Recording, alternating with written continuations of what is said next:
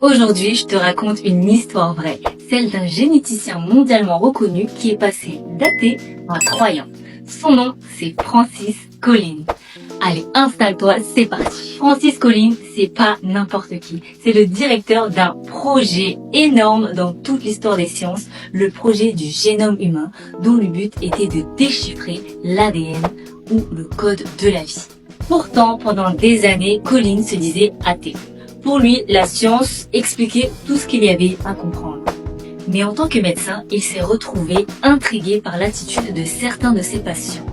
Malgré le fait que certains étaient condamnés par la maladie, il gardait une paix intérieure incroyable. Et un jour, l'une d'elles lui demande calmement « Et vous, docteur, en quoi croyez-vous » Et là, il reste sans voix. Il se rend compte qu'il n'a jamais vraiment réfléchi à cette question-là, et surtout pas avec la même rigueur qu'il applique à la science. Alors, il se met à lire, à étudier sérieusement le sujet. Et là, ça le bouscule. Il découvre que croire en Dieu, ce n'est pas renoncer à la raison, mais l'élargir. Il dira plus tard, la foi en Dieu n'est pas une fuite devant la science. C'est une conclusion logique devant la complexité, la beauté et l'ordre de l'univers.